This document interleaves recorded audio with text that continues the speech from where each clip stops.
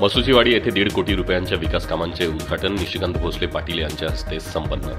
मसुचीवाडी तालुका वाळवा येथे काल दिनांक 10 मार्च रोजी भारतीय जनता पार्टीचे जिल्हाध्यक्ष निशिकांत भोसले पाटील यांच्या हस्ते 1,50,00,000 रुपयांच्या विविध विकास कामांचा उद्घाटन सोहळा ग्रामस्थांच्या उपस्थितीत संपन्न झाला।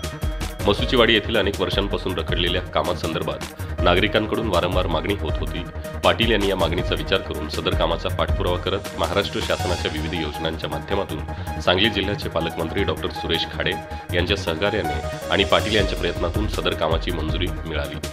95/5 योजनेअंतर्गत दिनकर कदम ते कृष्णा कदम घरापर्यंत सिमेंट रस्ता बनवणे 30 लाख रुपये, समाज मंदिर ते उत्तम कदम घर सिमेंट रस्ता बनवणे 30 लाख रुपये, मातोश्री ग्राम समृद्धी शेत पाणंद रस्ते योजनेअंतर्गत अरुण निकम शेत ते शंकर कदम शेत पाणंद रस्ता मुर्मीकरण करणे 25 लाख रुपये, लक्ष्मी पाणंद रस्ता मुर्मीकरण करणे 25 लाख रुपये, भवंडा रस्ता मुर्मीकरण करणे 25 लाख रुपये, क वर्ग तीर्थ क्षेत्र विकास योजनेअंतर्गत हनुमान मंदिर सुविधा पुरवणे 5 लाख रुपये, नागरी सुविधा योजनेअंतर्गत मसुचीवाडी अंतर्गत रस्ते करणे 10 लाख रुपये इत्यादी कामे भारतीय जनता पार्टीचे जिल्हाध्यक्ष निशिकांत भोसले पाटील यांच्या प्रयत्नातून मसुचीवाडी येथे मंजूर झाली आहेत। भविष्यात देखील या गावांच्या विकासासाठी गावातील सर्व कामाच्या विकासाच्या बाबतीत भारतीय जनता पार्टी तत्पर राहील असे अभिवचन पाटील यांनी दिले।